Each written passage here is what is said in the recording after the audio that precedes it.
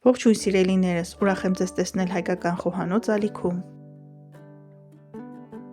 Այսօր միասին թխում ենք նրբահամ բերանում հալչող կարագուլ թխվածք, որի բաղադրատոմսը կարող եք գտնել մայրիկների և տատիկների խոհանոցային տետրերում, քանի որ բաղադրատոմսը բավականին հին է։ Փխրուն խմորի շերտը համադրվում է քնքուշ բեզեի, խրթխրթան ընկույզի և ծիրանի ջեմի հետ, ստեղծելով յուրահատուկ համային համադրություն։ Ամեն կտորը հալչում է բերանում, թողնելով հաճելի հետ համ։ Նախ առանձնացնում ենք 4 ծվի սպիտակուցները և դեղնուցները։ Դեղնուցները հարում ենք 1 բաժակ շաքարավազի հետ այնքան, մինչև ծավալը կրկնակի մեծանա։ Լավ հարելուց հետո ավելացնում ենք 300 գրամ հալեցրած կարագ։ Սիրելիներս, կարագի փոխարեն կարող եք վերցնել նույնչափ մարգարին, սակայն կարագով պատրաստված խմորի շերտը ստացվում է ավելի փխրուն և համեղ։ Թաց բաղադրիչների վրա ավելացնում ենք 1 լիտր թեյի գդալ սոդա և 1 ճաշի գդալ 5%-անոց խնձորի քացախ։ Քանի որ խմորը պատրաստելիս չենք օգտագործում մածուն, թթվասեր կամ կաթ, այդ պատճառով քացախը պարտադիր բաղադրիչ է։ Քացախը այրում է սոդան և այդպես թխված խմորի շերտից սոդայի արտահայտիչ հոտ չի գալիս։ Ավելացնում ենք 3,5 բաժակ բարձր տեսակի այլուր, պետք է ստանանք ձեռքերին չկպչող փափուկ խմոր։ Այս խմորը երկար հունցելու կարիք չի զգում, այն պետք է պարզապես ձեռքերով հավաքենք։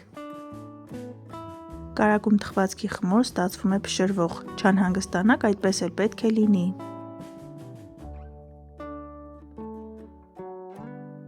Ստացված խմորը բաժանում ենք 2 գնդերի, փոքր գունդը պետք է լինի մեր պատրաստած խմորի 1/4 մասը։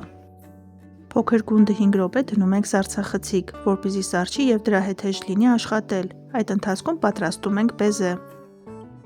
4 ծվի սպիտակուցների վրա ավելացնում ենք 1 պտղունց վանիլին, հարում ենք այնքան, մինչև ծավալը մեծանա մոտ 3 անգամ։ Եթե ձեռքի տակ վանիլային շաքարավազ է, կարող եք ավելացնել 1 լիտր թեյի գդալ։ Անընդհատ հարելով քիչ-քիչ ավելացնում ենք 1 բաժակ շաքարավազ։ Այս թխվածքը իդեալական ընտրություն է թե ընտանեկան ջերմ միջավայրում վայելելու, թե հյուրասիրության համար։ Այն թխելու համար ձեզանից կպահանջվի մոտ 1 ժամ։ Բեզեն արդեն պատրաստ է, մարացնում ենք 2 բաժակ ընկույզ և ավելացնում ենք բեզեի վրա։ Սիրելիներս, կարող եք ընկույզը բեզեի հետ չխառնել և լցնել ջեմի շերտը քսելուց հետո։ Ես նախընտրում եմ առաջին տարբերակը։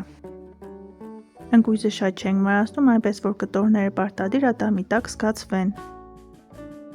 Սիրելիներս, եթե առաջին անգամ եք միացել հայկական խոհանոց ալիքին, խնդրում եմ բաժանորդագրվեք և սեղմեք զանգակ կոճակը, որպեսզի բաց չթողնեք հայկական խոհանոցի համեղ և հետաքրքիր բաղադրատոմսերը։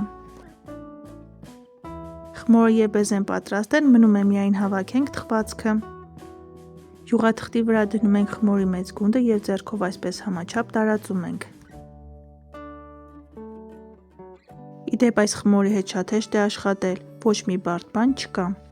Ավելացնում ենք 150 գրամ ծիրանի ջեմ և այսպես համաչափ տարածում ենք։ Եթե ձեռքի տակ ծիրանի ջեմ չկա, կարող եք վերցնել ցանկացած մրգի ջեմ, ոչ մի տարբերություն։ Ջեմը քսելուց հետո համաչափ տարածում ենք բեզեն։ Ստացվում է բավականին մեծ թխվածք, տապակի չափը 30-40 սանտիմետր է։ Սառցախցիկից հանում ենք խմորի փոքր գունդը և քերիչի խոշոր անցքերով անց ենք կացնում անմիջապես բեզեի շերտի վրա։ Պետք է թխենք նախապես 180 աստիճան տաքացված ջեռոցում մոտ 30-ից 35 րոպե, կախված ջեռոցի հզորությունից։ Ստանում ենք այսպիսի գեղեցկություն։ Երբ երեսը համաչափ և գեղեցիկ կարմրում է, հանում ենք ջեռոցից և վրան ցանում ենք շաքարի փոշի։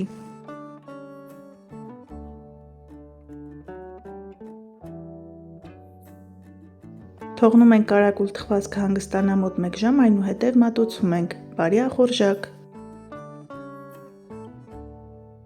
Այս բաղադրատոմսով ստացվում է բավականին մեծ, նրբահամ, բերանում հալչող կարագուլ թխվածք, որից հրաժարվելը գրեթե անհնար է։